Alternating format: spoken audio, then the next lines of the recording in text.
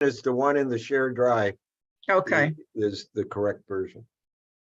okay. For some reason, okay, we're a little bit slow here.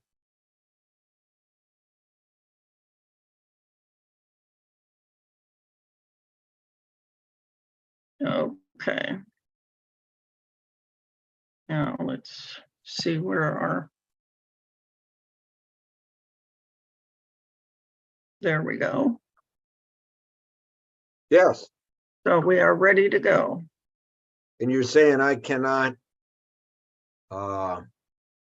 manipulate the slides. I can try. I can. It's all right. I could tell I you. can. to do it. I'm assigning it to you. So see if you can manipulate it. Sometimes it works and sometimes it doesn't.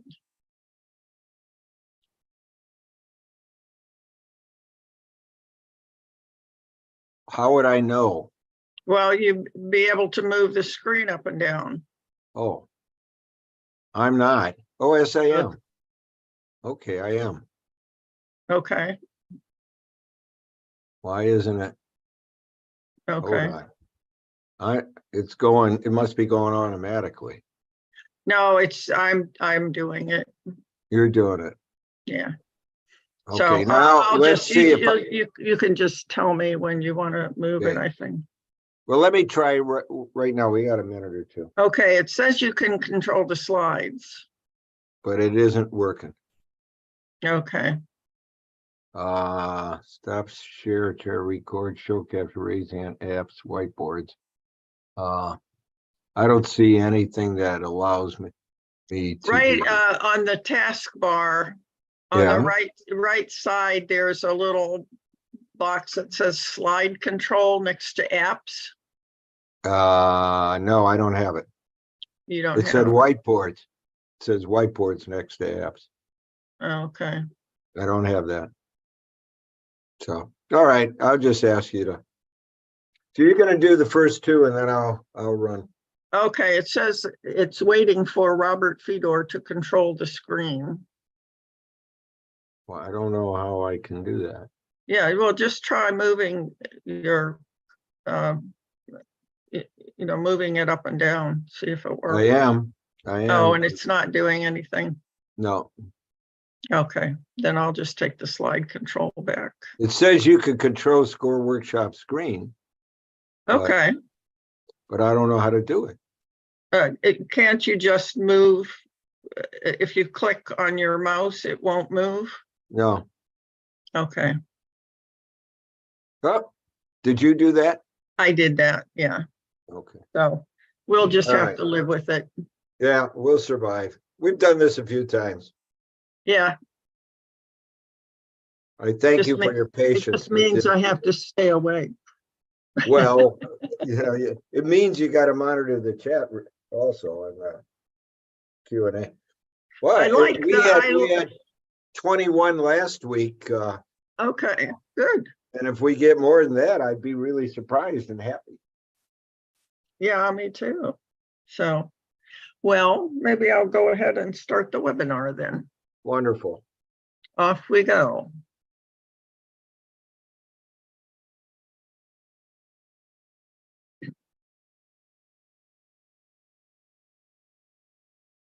It's been a while since we did a webinar at night.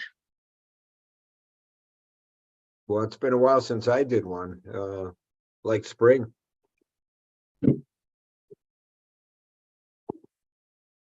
Well, last month we really didn't do much of anything. That's okay. Yeah, it's nice to have some time off. Well, I think have you been to Charleston before? Yes, I have, but Charlie hasn't. Oh, that's right. I've been there a few times. Should be incredible time to go there. Perfect time. Well, that's why we chose it. And the weather is going to be in the high 60s and low 70s. So Perfect. That's pretty good. Yep. Because usually the humidity is a little bit unpleasant. Yeah. My late husband had a friend who owned a marina down there.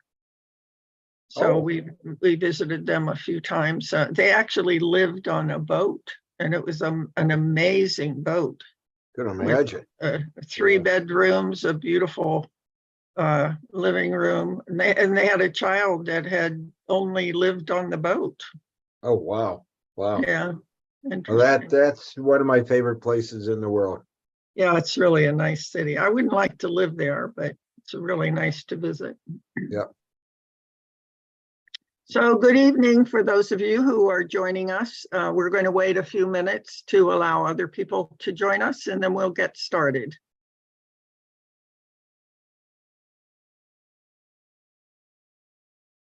We're assuming that everybody who's here tonight has been to the first one and has already seen the score stuff, so I'm not going to go through that.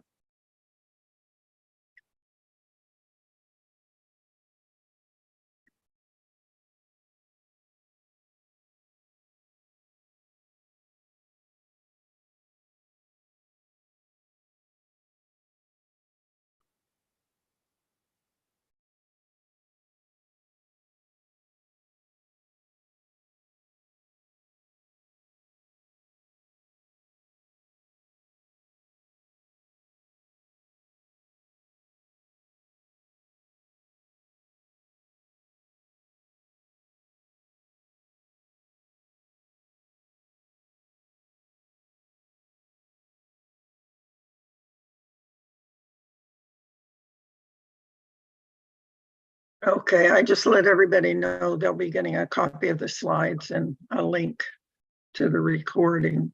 And I think maybe we'll wait about 2 more minutes. And Anita, the 2 handouts were sent out by Parenthea this afternoon. Yeah. One's a competitive analysis, and the other is sort of a outline of your business feasibility.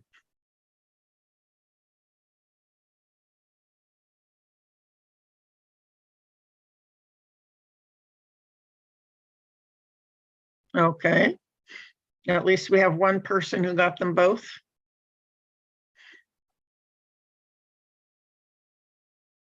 I think everybody except those who maybe signed up today, and that should be a relatively small number.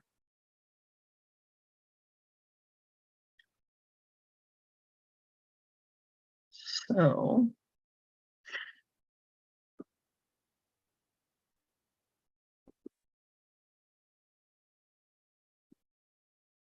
it's 3 minutes after. Do you want to get started and assume that other people will join us, or would you like to wait a couple more minutes? Sure, we can get started. Okay. Okay, welcome everybody. We're delighted that you chose to spend a little time with us this evening. I'm assuming that you went to the first session, so I'm not going to give you our score commercial, but I will say if you are interested and don't currently have a mentor, you can go to our website and you can actually view the mentors and choose your own mentor, or you can ask us to match you up with a mentor who has an industry background similar to yours. I assure you that it's always nice to have somebody to bounce ideas off and to work together to put your business, get your business started and do all of the necessary things like market analysis and so forth. So I encourage you, again, if you don't have a mentor, that you consider that.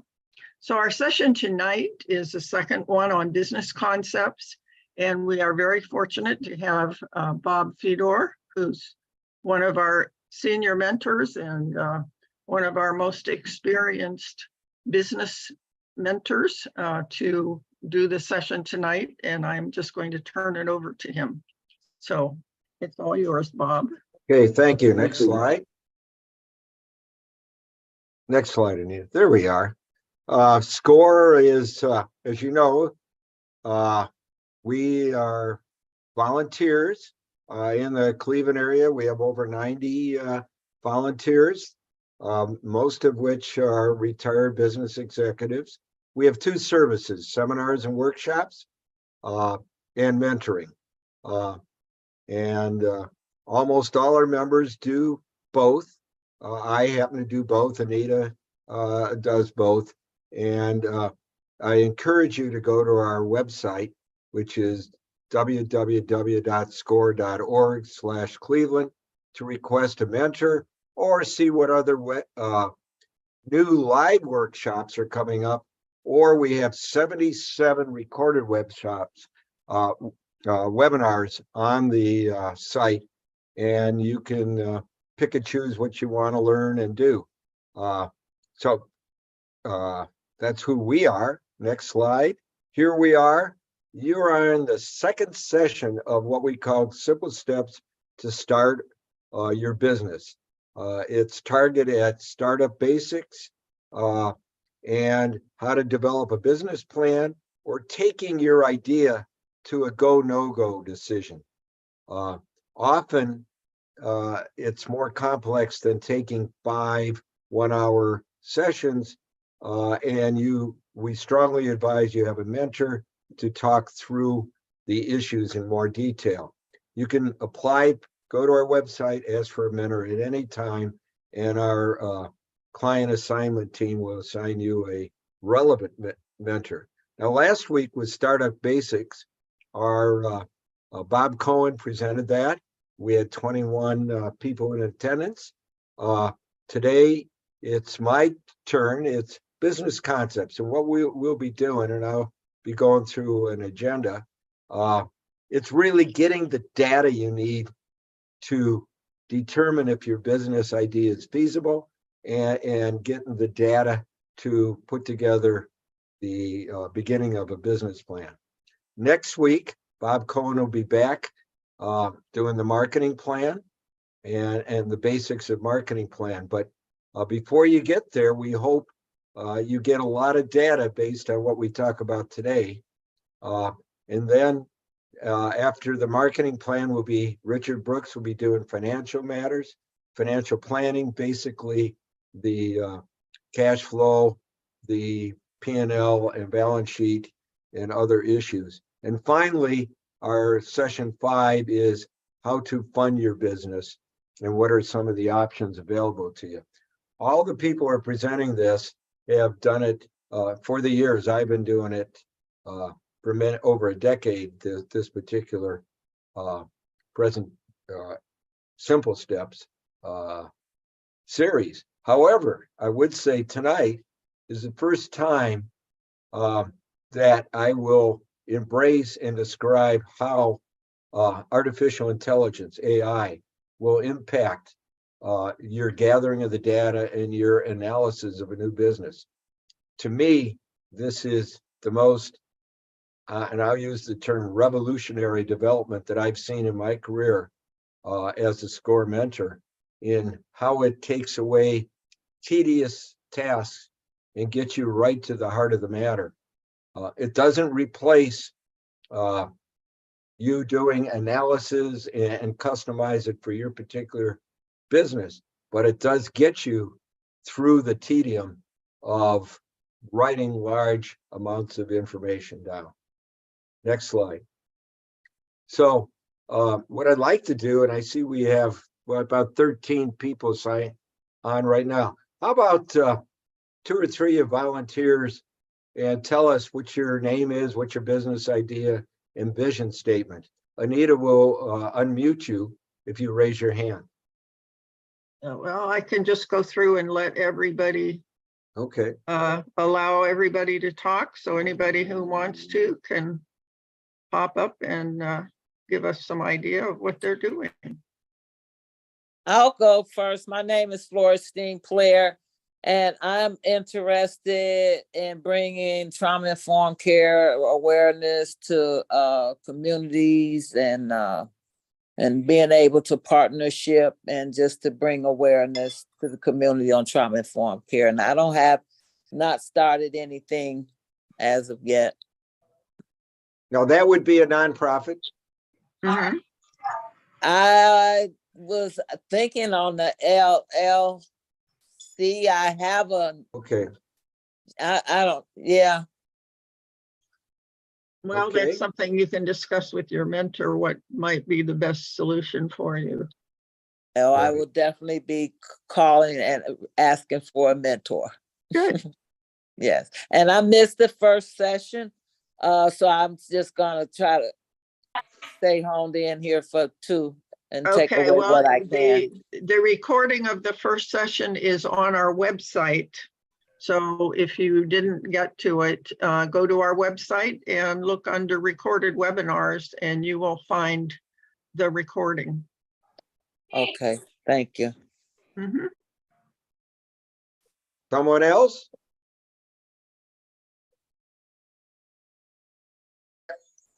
Oh, don't be shy.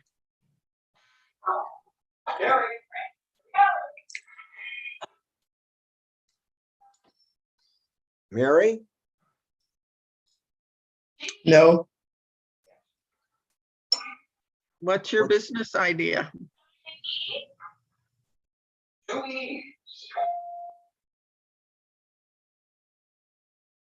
I'll pass.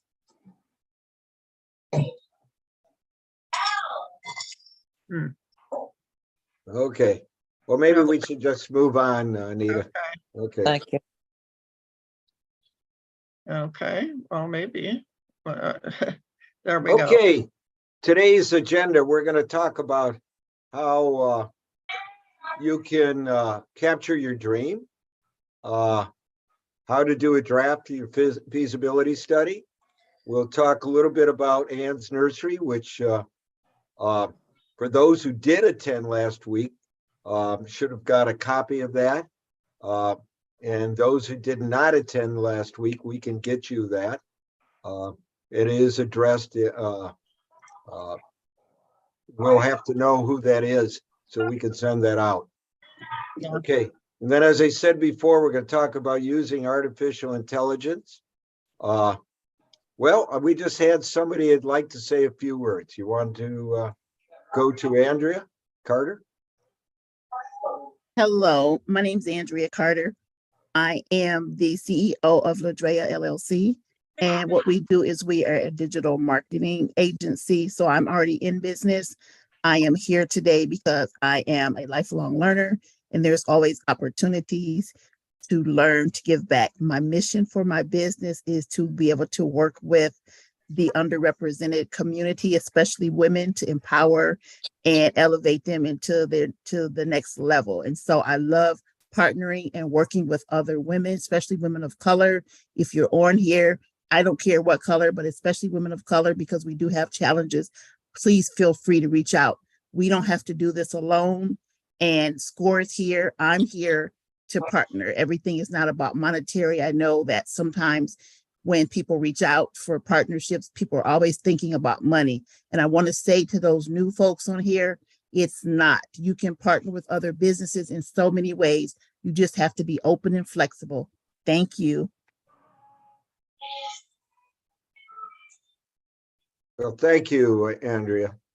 Going on, just finishing with the agenda, we'll talk about after artificial intelligence, how to get industry profile data, customer data, competitive data, try to understand your competition, and various resources for getting your data. Next slide. Okay, as I said last week, you were sent, a document, which is a case study called Ann's Nursery. For those who weren't on last week, we'll find, if you let us know, put your name in the chat box, and we'll see to it that Ann's Nursery is sent to you. It's a case study. It is not your business. It is a business that was developed that has all the components of almost any business. It's a wide range of target market choices. It has financials that are relatively complex. It required a physical building, inventory, and borrowing. And even though it's fictitious, it's very realistic and covers all the elements necessary for a business. And what we want you to do is understand what a complete, well-written business plan looks like, and you take out the components that don't apply to you. If you don't need a building, you don't need inventory, you're in a service business, you don't need to have those sections. Now, getting your business idea. Next slide. First thing you got to do is define a market need. And it doesn't matter. Nita, maybe you should mute the other people. Okay. It doesn't matter whether you're a for-profit, a nonprofit, an LLC. It does not matter. You have to meet a market need. So you ask yourself, what need does my product or service fill? What problem does it solve? What are the features and benefits of my product or service? And how does it compare to the competition? What is my competitive advantage? It could just be, I'm the same as somebody on the west side, but I'm doing it on the east side. But you have to identify a competitive advantage. One of the worst things to talk about in competitive advantage is, I can do it cheaper. That is usually something that doesn't work. You have to be realistic about your cost scenario and your competitor's ability to match your cost. And of course, what is your business model? And we'll go into lots of details on that in this talk and in next week's marketing plan. Next slide. Now, your personal background. How do my skills and experience fit with my idea? How risk tolerant am I? How can I modify my idea to fit my experience? Do I have passion to sell the idea to others? One of the things that I run into, in fact, I had a client this morning who says, I love to cook, so I want to have a food truck, or I want to have a restaurant. Unfortunately, that's insufficient experience. You need experience in business. And what we typically advise is if somebody says, I want to start a restaurant, but I love to cook, is get a job in a restaurant so you can understand the full scope of the business. That's extremely important. When you go to a bank, for example, the first thing they're going to ask about your business is, what's your experience in it? And if you say, well, I don't have any experience, but I want to do this, you're going to make matters, it's much more difficult to get it funded. And then how risk tolerant am I? We said last week that in 5 years, at least 50% of the businesses that start fail. I happen to think it's higher than that. You've got to be able to say, I'm going to put this effort in, and if I fail, I could survive, my family can survive. And the passion to sell the idea to others is very important. You first have the passion to sell it to yourself, your family, your spouse, so they know what you're going to go through. And then you got to be able to convince others, particularly your bankers, your customers, that you're in it for real. Next slide. I'm having trouble advancing the slides for some reason. There we go. Oh, here we are. Now, we sent you today a worksheet on with blanks for business concept worksheet. The next slide will show you the various items, but this provides you with the information to help make a go, no-go decision for your business idea. Now, we're going to encourage you after today's session to fill this out, and it's going to give you direction to get started. And the next slide will show what the elements are. Here, first of all, what is does my product or service servicing an unmet need? and rate that 0 to 10. Hopefully that's 8 or above, because if there is not an unmet need, you really shouldn't go at it. My product or service could be expanded to gain additional customer groups. Well, that's about growth. And hopefully, again, the answer is at least 8. Now, I know my potential, who my potential buyers are. Maybe you don't. I have a clear value proposition for my potential buyers. Maybe you haven't worked on that, but you got to, what we're asking you to do today is self-rate yourself on these items, and then get a mentor, take the rest of these series, and then do it again at the end and see if you where your weaknesses are and where the area, what the threats are to being successful. The other issues you have to look at implementation. I know what it'll take to start my business. A lot of people don't. It takes capital, that's money to start. It may take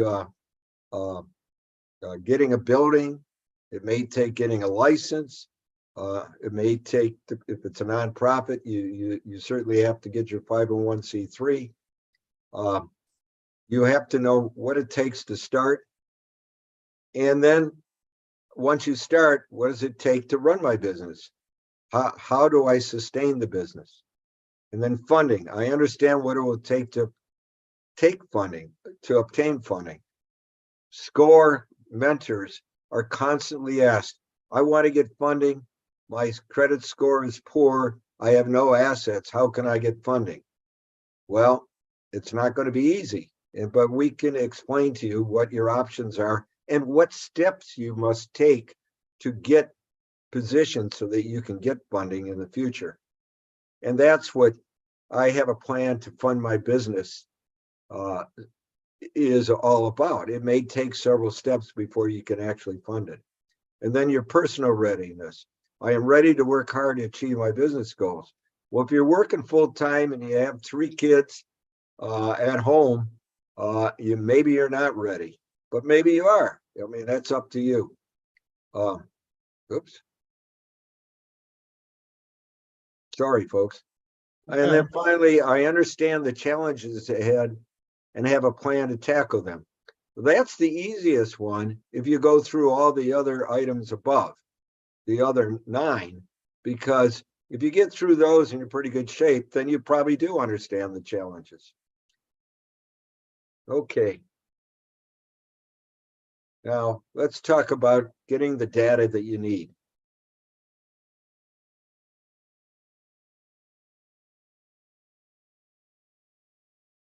Anita, I guess this thing's skipping around, huh? Okay, all right. We got to start by collecting critical information. We need data on your industry, on your customer, on your competitor, and what are the market trends. We're going to go into each one of these in specifically in more detail. Now, I mentioned at the start, things are quite different today that weren't available even a year ago, let alone 5 years ago. Artificial intelligence is an incredible tool to help you collect data. Now, what is it? It's an interactive searching. We're all familiar with searching by Google. You say, you ask Google any question, what's the closest restaurant? And it gives you an answer.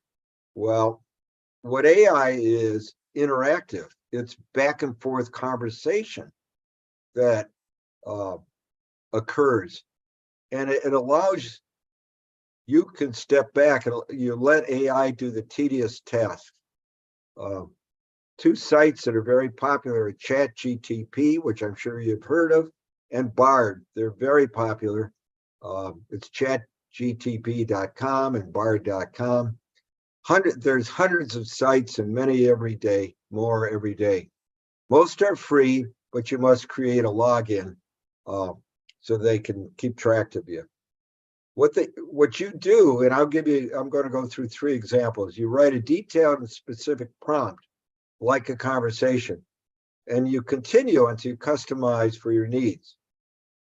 The thing you got to remember is it's just computer analyzing past data, and it may or may not be correct for your questions. You must validate all outputs. There's been reports that you can get significantly misled by AI. On the other hand, if you really look at it hard, it's a tremendous savings in time and gets you to focus on the real questions. Now, the first example is the next slide. And I find this one very valuable. It's how to critique a business idea. Even if you're in business, I think it's extremely important to see what other people think of your business. And validatorAI.com, validatorAI.com is an incredible website where you can get objective feedback on any business idea. An example is, I put in there, I want to start a takeout ice cream shop. And then, so it gave me the whole like 6 or 7 pages on a business plan and thoughts about an ice cream shop, a takeout ice cream shop. And then I said, well, what competition exists on the west side of Cleveland? Because I wanted to start on the west side of Cleveland. And then it gave me the ice cream shops on the west side of Cleveland. And then I said, well, what size store do I need? And this is for a takeout, remember? And it gave me an idea. Okay, what would my upfront cost be? Well, it gave a range and it gave the options that you'd be looking at. And then I said, well, financially, what would my gross margins be? And it gave me some ideas. Now, the answers are rather general. They're in sort of ranges, but it provides a checklist for you to look into. And this could be for any kind of business idea, whether it's a nonprofit or for-profit.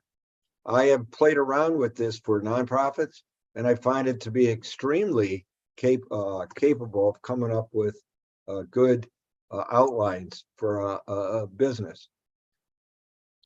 The next one I looked at is a marketing program. I used ChatGPT, and I said, I want a marketing program for a food truck. And what came out was a 15-point comprehensive plan for a food truck.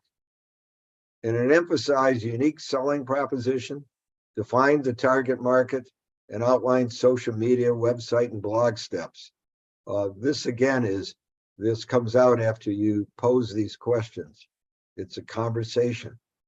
Another thing I did was, the next slide, I looked at competition.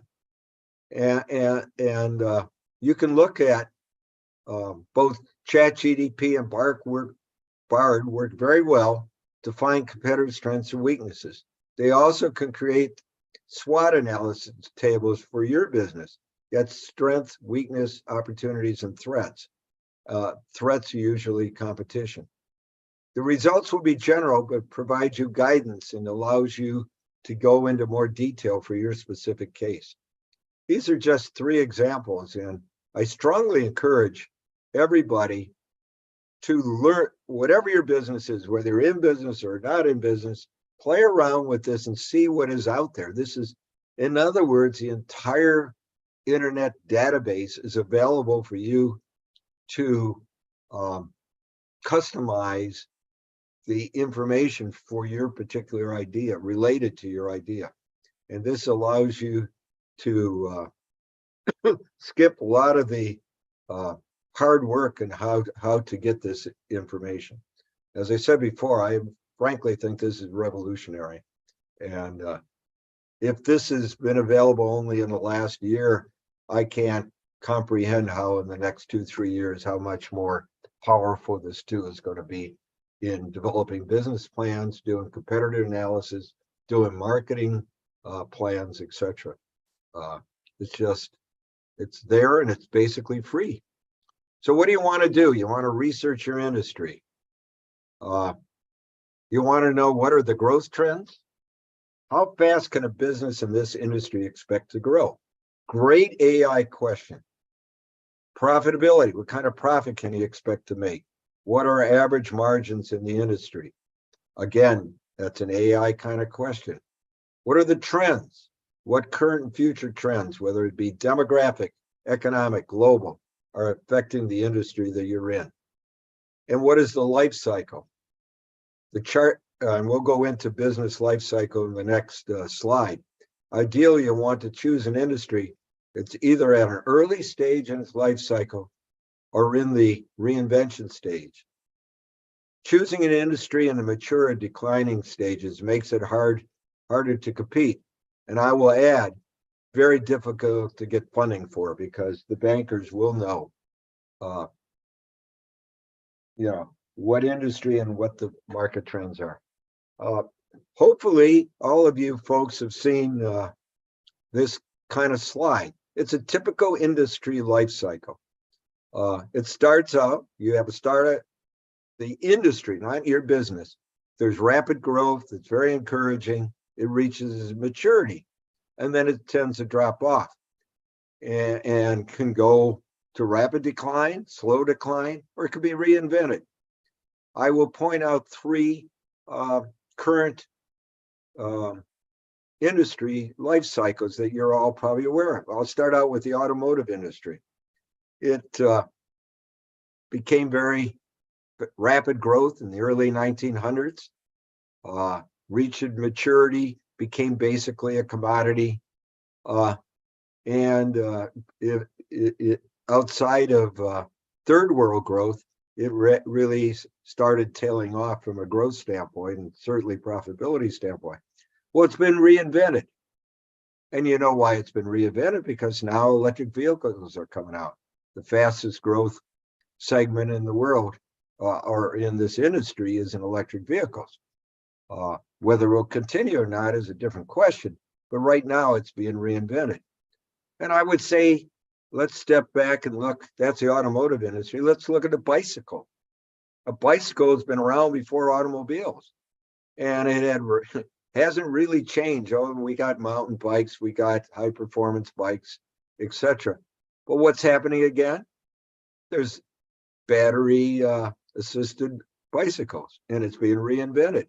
And the price point for a bicycle has now been doubled or significantly increased because of the technological revolution.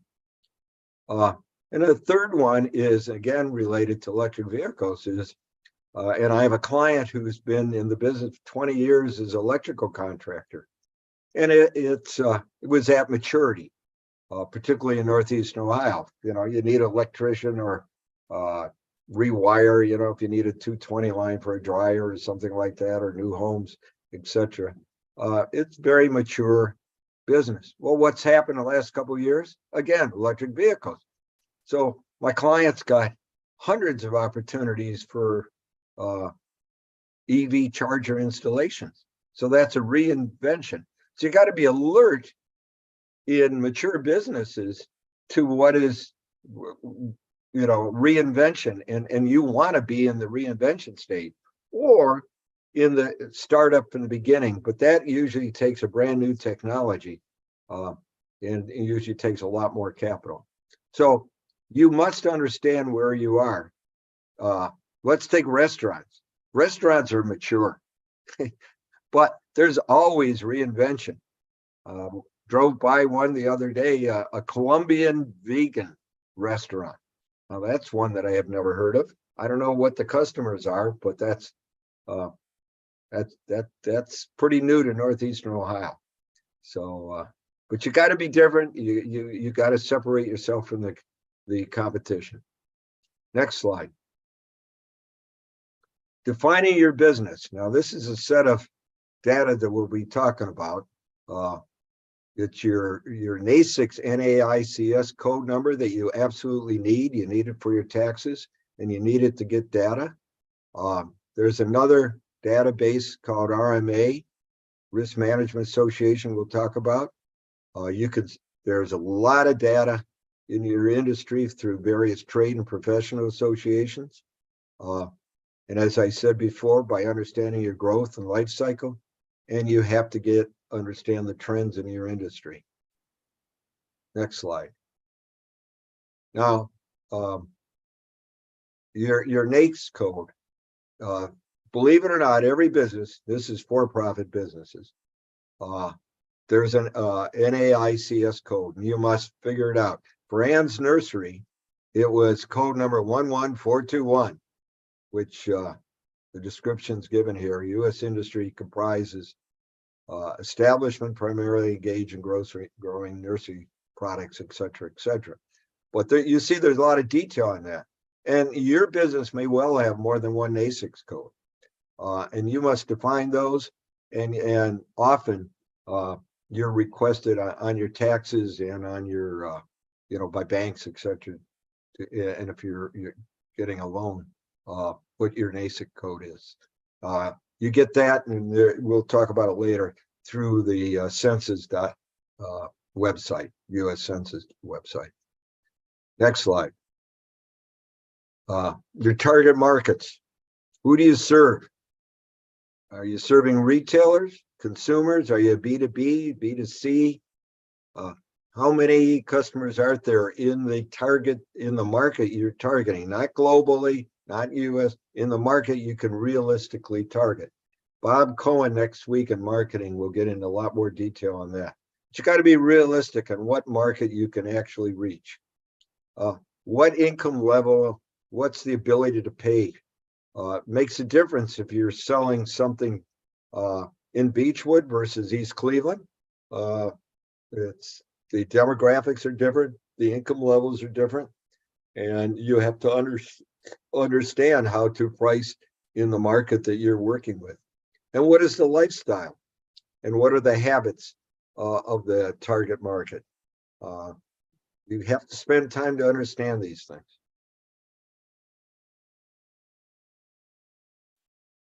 Now, to know your market, as we just said, demographics, habits and patterns. How do you get the data? Well, the internet, and /AI is wonderful to get this. That data exists. Census data, government websites, trade associations, civic and community organizations, and library reference sections. We'll be talking more about all these in further slides. So you got to understand your competition. And occasionally we'll have somebody that say, oh, there is no competition. I'm the only one that does this. Well, that's highly unlikely. You've got to really think through that. Even if you have something unique and nobody's really doing that, you have to ask yourself, well, what are people spending money on today to do something similar? But so you define your competition. What is their price? What are their features? If you can understand their annual sales, how big are they? How profitable? If they're big and profitable, very hard to compete against them. And what is their market strategy? I had a client in prior Score Life when I was working with Score in Philadelphia. He had a pizza concept that would do a pizza in less than 60 seconds because of a very special Italian oven. And thought it was unique. And in principle, at that time, it was. So I said, well, how many pizza places are there in this community where, small community of 14,000 people? And he went out and there was 15. And okay, what were each one of their features? How many, get a feel for how many pizzas they sell a year. You could estimate that. What their revenue were. How profitable we were, how long have they been in business, and what were their marketing strategy? Were they selling to students? Were they selling to families? Was it takeout? Was it really an item to sell beer and wine? That was only part of their business. You have to understand what they offer and what their features, and then what this gentleman offered was speed. And that was something that takeout people, liked.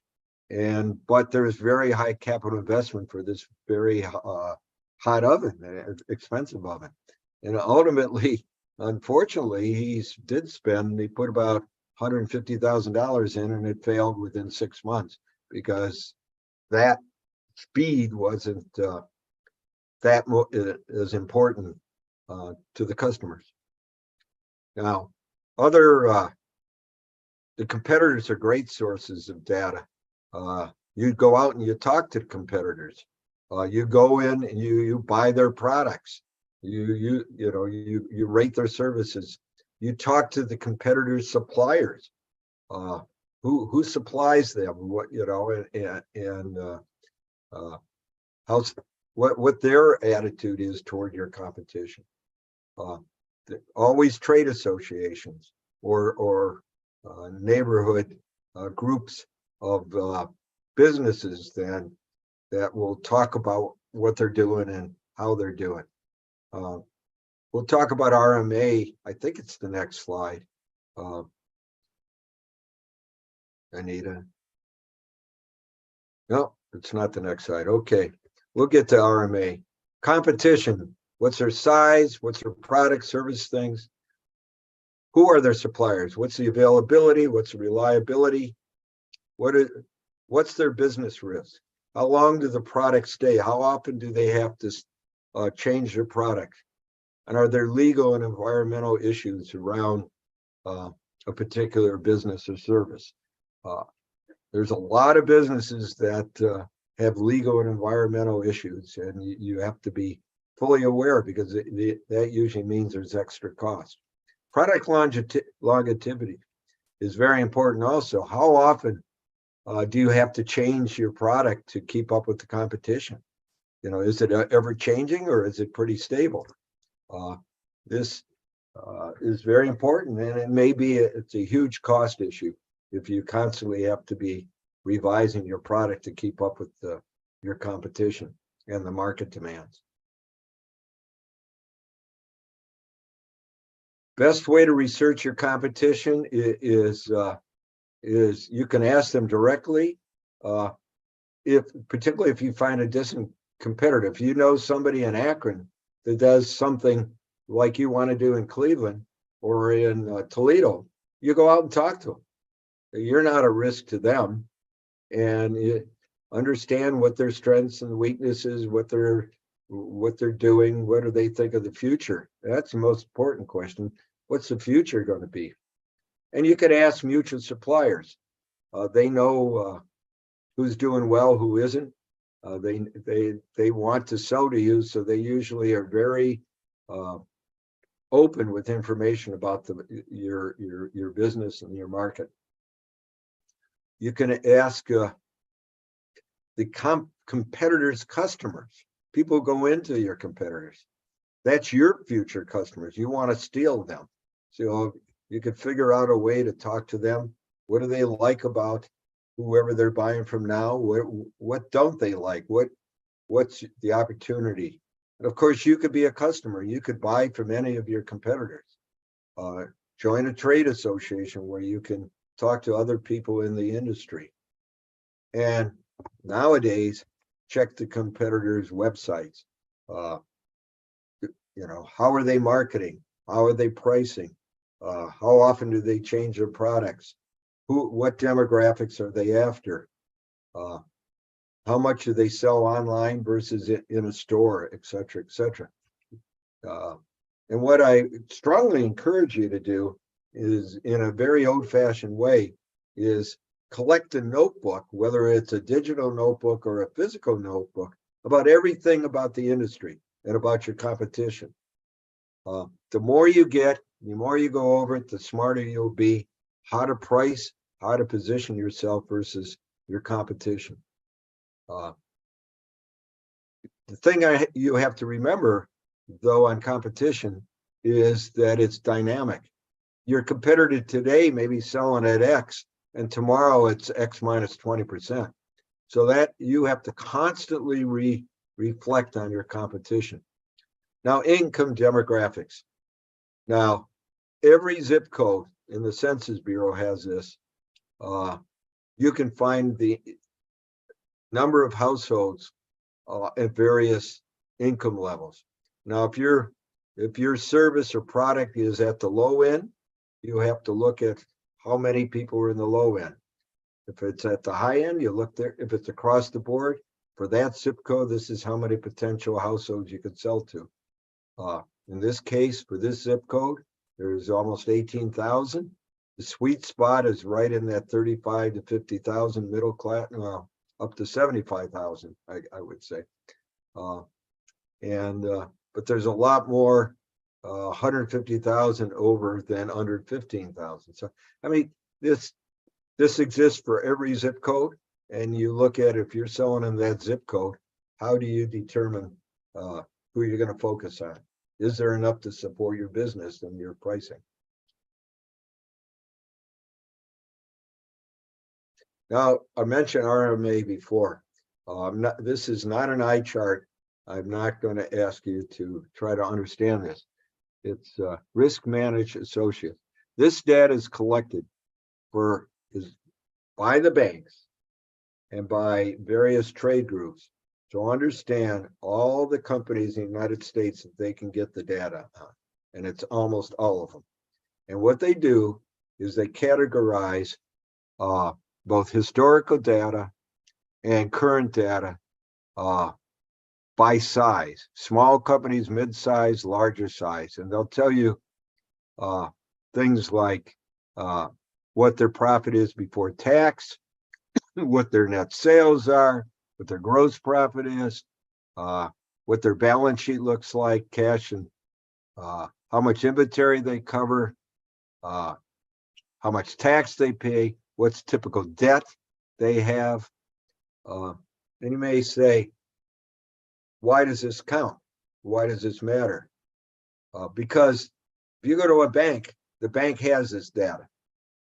And if you come in with a business plan that's radically different than what the RMA data is, they're going to say, how can you do what no one else in the United States does? How can you do that? You should have this kind of profitability. If you come in and say, I'm going to have 25% profitability and your industry is like a grocery store is, 1% or something like that, they're going to say, no way, you're not realistic in your business plan. You may say this is unfair, but this is the reality. This data exists. It's updated every year. And if you want to see it for your industry, you can get this down at Cleveland Public Library Reference Library. We strongly encourage to know your RMA data. This is incredibly powerful. I had a lady start an ice cream store on the West Side. Actually, it was a true life example. And she went down, got the data, and was able to size her business based on that, and able to get a loan, because she was realistic. Next slide. The other data, for every community, the American Community Survey, which the Census Bureau has an annual survey, and you could find out, this is for Washington, D.C., what's the population 16 years and over? What's the labor force? How many are employed? What's the percent unemployed? Females, children under 6, if you're looking to sell something to children. Every community, you can find out how many children under 6 are there if you're trying to sell, young children's products. Or you want to do a daycare business, you can see that. Find out how many daycares, and your total market will be given for that community. If you're trying to sell to a 16 to 17-year-old, middle to teenagers, it has that data. So very valuable. And again, this is just information to educate yourself as to what your target market is. And when you know this, and then you get into putting together a marketing plan, you could see what is realistic for you to target. Next slide. Okay, here's some great websites. As I said, you got to get an ASICS code. That's at census.gov. And by the way, all these slides will be sent to you probably tomorrow, so you don't have to write this stuff down. And it will be recorded and put on our website too. I mentioned the American Community Survey. We just showed you that's in census.gov. SBA has all kinds of data on small businesses. The Bureau of Economic Analysis, the SEC has data on all public companies, bigger companies that you may find interesting if they're in the same business. Bureau of Labor Statistics, and actually SCORE's website, Cleveland SCORE's website. We have lots of data and we have 77 recorded webinars on our website, all of which you can pick and choose. There's well over 1,000 on National SCORE's website of recorded webinars. Next slide. Now, the old-fashioned way, for those who think libraries are out of existence or not currently very valuable, I assure you, you're wrong. They've really improved their ability in this internet world, and they can help you with web-based searches for information.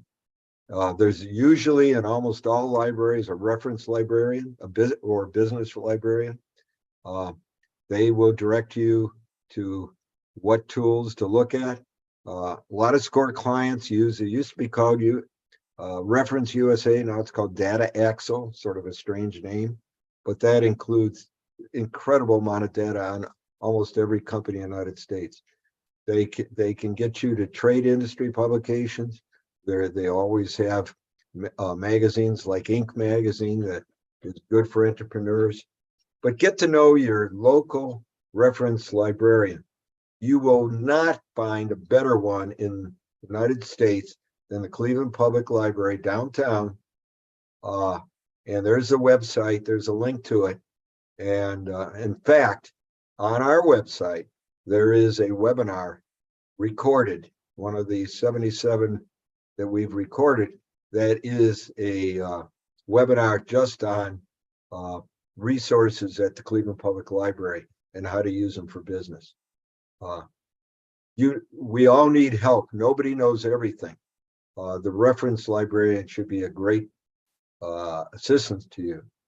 So you also were, if this was an in-person webinar, we would take time to gather competitive info, to write down today, and there was a handout sent out to you to fill in information on competitive information. What's their price and pricing strategy, product features, estimated annual sales, and marketing strategy. And we would ask you to compare with other people, but this is a virtual webinar. So we've given you the form, try to fill it out, and then review it with somebody who is knowledgeable about what you want to do, whether it's in your family or a friend. Sit down with somebody and say, this is what I know about my competition. What do you think? And be good to ask more than one people to do that. I strongly encourage you to do the two handouts that we gave.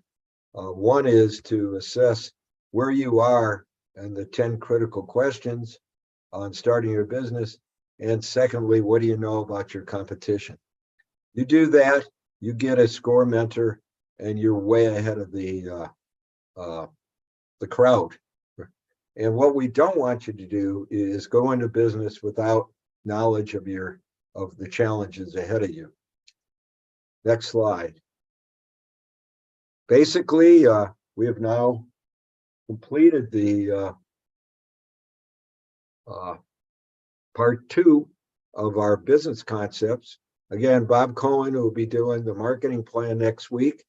It's not good to go into next week without doing some of the data collection on competition and on your own business idea, because you need to have some thoughts before you can't put together a marketing plan without having substance. So you need to really hone in on some of the data.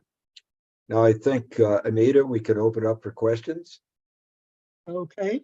One thing I would say is the way it's set up, doing it a week apart, you have an opportunity to meet with your mentor between the sessions and go over the homework that you were given to do. So that should help you move forward. Anyway, we're open for questions if anybody has any. I don't see any right now. So maybe you've given them enough information that it's totally understandable. In the chat window, you mean it's not free? There's really nothing. Okay. I don't understand, but that's okay. So Yeah. there's no other questions? Well, I just want to say thank you all. I found it to be really informative, and I plan on following through. That's my Great. floor sting. Well, I do apologize for the typo on ChatGPT. That's okay. Yeah. But we Well, will be sending, I will send out the Ann's Nursery handout from last week, and also a link to last week's webinar, so that if you didn't attend it, you'll have that as well. I appreciate that. Right, Ann's Nursery. Right. All right. Thank you Well, so there much. is one question from Jessica. What question did I ask for the marketing campaign? I simply asked, for a food truck business, what marketing campaign should I do? And then it gave 15 points or something. And then I followed up with more detail. It's literally a conversation. You could ask any question. If you don't like the answer, reformulate your question and keep asking it in different ways. And I also would encourage use more than, if you're doing ChatGPT, try Bard, see how they compare. But I really think everybody should try validator.com on their business idea. It's really worth seeing what they say. Right. You know, bear in mind that all of these artificial intelligence applications are pooling data that exists already on the web. They're not generating new or innovative ideas. So you do have to validate the information that they provide.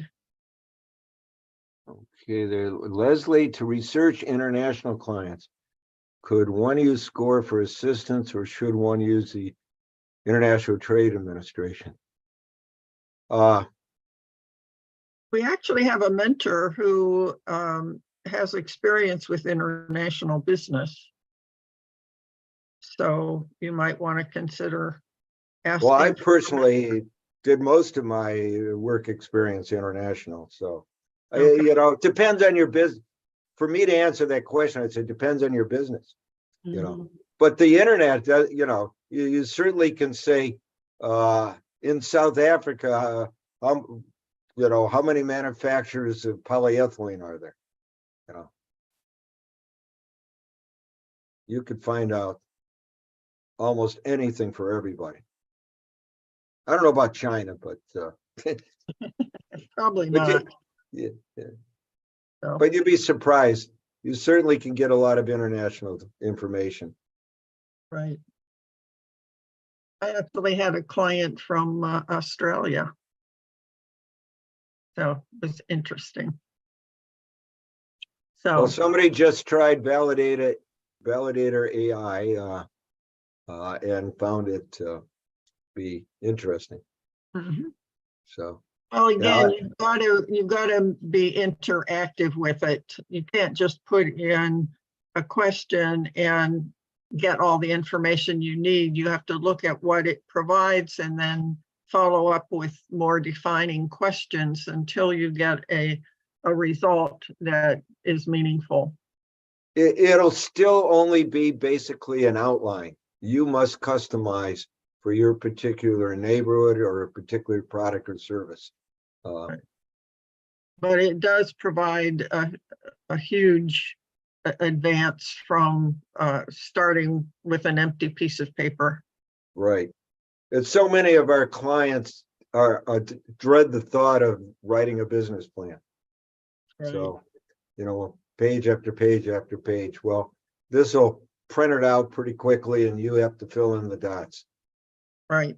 So, okay. Well, thank you so much, Bob. This really has been a good session. And again, we'll be sending out the link to the recording and also a copy of the slides. All of the URLs on this slides are live. So if you click on them, that will take you directly to the website.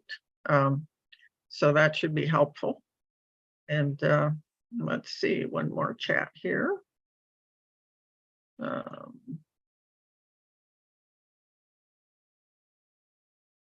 Oh, I guess, thank you.